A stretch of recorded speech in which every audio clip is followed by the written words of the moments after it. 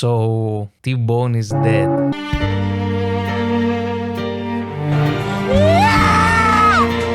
He always looked half dead, so someone came and finished the job. I guess it's important because he's not some chore boy. He's a whole vice admiral. So I wonder who could have killed him. He must be someone quite strong. We see Tsuru and Sengoku at Navy HQ talking about this incident. Sengoku is in disbelief while Tsuru tries to rationalize the situation, saying that money is the root of all evil. People would do anything for those sweet berries, especially those in poverty, like the citizens of Pepe Kingdom, the culprit's homeland, as it turns out. They both agree that the Cross Guild, which is responsible for issuing these bounties on the Marines, is more dangerous than they anticipated, and in particular, this clown. So they wanna eliminate the Cross Guild before it's too late. Are we gonna see some Marine action versus Mihawk, Crocodile and Buggy soon? We know Kizaru and a fleet of Navy ships are going to Egghead, and Garp is currently fighting against Aokiji on Hachinosu. So that leaves Fujitora and Green Bull from the elite fighters. But would the Marines fight on 3 separate fronts at the same time? That would leave them very vulnerable to an attack from, I don't know, let's say, the revolutionaries. If only their second in command hadn't perished recently. This would be a great opportunity. Then we cut to Empty Bluffs Island, where we hear someone being congratulated and getting praised for something. Oh, that must be for killing T-Bone. Let's see who is this strong guy. Who is this big shot? What? Who the fuck? What? I skipped a question earlier that seems more important now. How did he cross the seas? So any random guy can travel to the new world now? I mean, they say don't judge a book by its cover. I usually judge it by how many pictures it has. I guess that's why I'm reading manga. So I'm not gonna judge this guy. I'm sure fighting for your family's survival gives you a power boost. Makes you do things that you wouldn't do otherwise. But now at least his family got well compensated and he became part of an emperor's crew. Not bad. And all he had to do was murder an innocent person. We see the usual Buggy worship, and then we get to take a look at the ship of the Cross Guild for the first time. It's kinda like the going Luffy Senpai, Bartholomew ship. Makes sense, they were both built by fangirls. Of course, Buggy gets beat up for this by his subordinates, Crocodile and Mihawk. Everything is going according to Crocodile's plan. He's still trying to form his utopia. If you don't remember, his plan to dethrone King Cobra, take control of Alabasta, and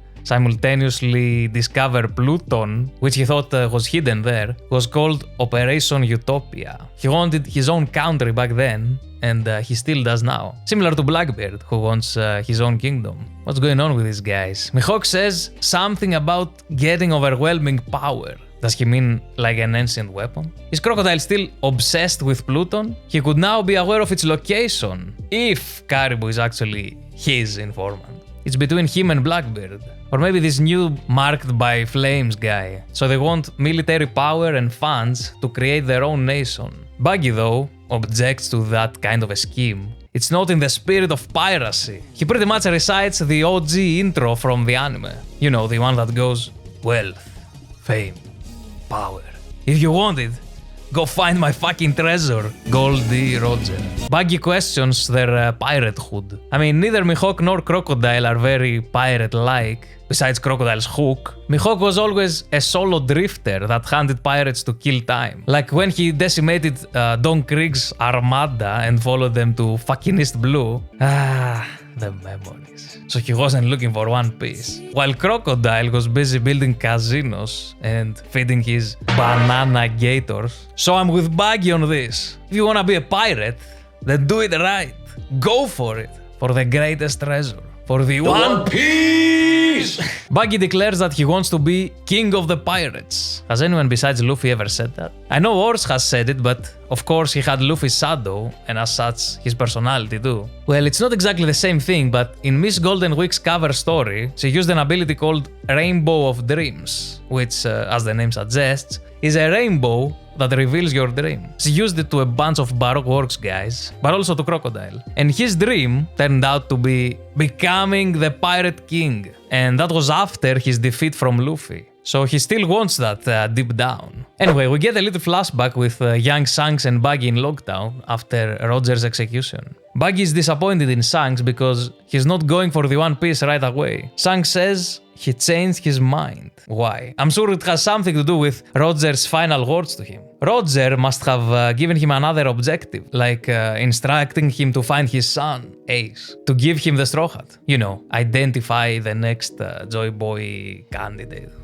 We find out getting the One Piece was Buggy's dream all along. I mean, even in his introduction in Orange Town, he was hoarding treasure. Also, he and Luffy had a debate about the meaning of treasure and whatnot. Buggy believed it meant chests full of gold and jewels, while Luffy treasured his straw hat. So since Buggy is interested in the One Piece treasure, does that mean it can make you rich? Or is he clueless about its nature? We know he and Shanks didn't go to Laughtail, of course, but they could have just asked, you know, the other guys there. If you were on the ship of the Pirate King, wouldn't you be curious to ask about the most legendary treasure? And as we saw in Sabody, Rayleigh was ready to spoil the whole story. Speaking of treasure, what happened to Captain John's treasure? Remember, Buggy had the bracelet/map to that, which Luffy gave him in Impel Down. Shouldn't we address that plot point at some point? I remember some theories about that being the last road poneglyph, but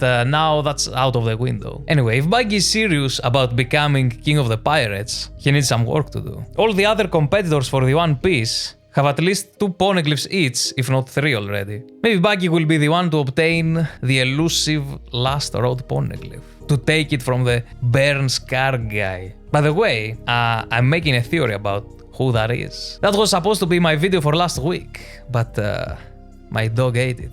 Even if Buggy gets some poneglyphs though, what can he do with them? Luffy has Robin and Blackbeard kidnapped Pudding, so they're another step ahead. We don't know about Shanks, but he must have found a way, considering that he chose to go for the One Piece now, even though he was pretty much always in the position to do so. This whole race for the finish line is great, if I may say so. For the first time in the story, it actually feels like there's this thrill of a treasure hunt, and not just any treasure. The One Piece, the core concept of this beautiful journey. It's pretty exciting, to be honest. It feels more like a pirate story again. I'm saying that while staring at the severed talking head of a clown. And no, I'm not talking about my reflection on the computer screen. Motherfuckers. But enough about the pirates. Let's talk about the revolutionaries for a change. We cut to Kamabaka Queendom, where we see some right-hand men and women of the revolutionary commanders, or as it says here, vice captains. We've actually seen these guys before in chapter 905, besides the dude that gobbles a telescope. I guess that's his power, consuming an object to get its utility. But it can't be that straightforward, or else why not just use the thing itself? It must be something like you get an enhanced version of the thing. I don't know. The vice captains are gazing at the ocean and they spot a ship. Who could that be? Let's see. Guess who's back? Back again. Sabo's back. That's the trend. As a fellow troll enjoyer, I respect the effort, Oda. Sabo's like, who said I was at Lulusia Kingdom? The fucking Gorosei, the highest authority in the world. And I believe them too. I mean, they're wearing suits with the ties, you know, and shit. Of course, no one believed for a second that Sabo went to say hello to Ace from the other side. But still, he returned along with Moda and some other Lulusia citizens. Sabo is about to spill the beans on the whole Imu thing, although I'm sure we'll cut away before that. I don't think Oda would reveal Imu yet.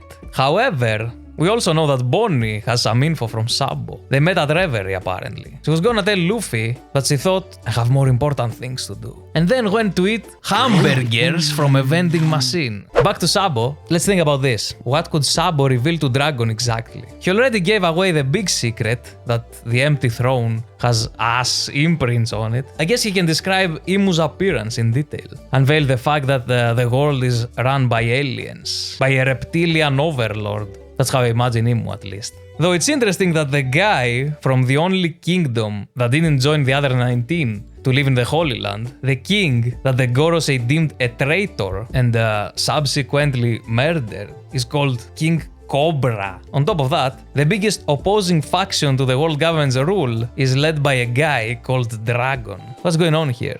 Are the snake people good or bad? There are also slaves trapped working to death under the ground of Merijoa, so Sabo could mention that as well. And of course, he, alongside the Lulusia people, can recount the Lulusia Kingdom incident what they saw exactly on that day. What was that aircraft that shot down those laser beams? I can't wait to find out next week or next year, you know. Anyway, that's my serious review.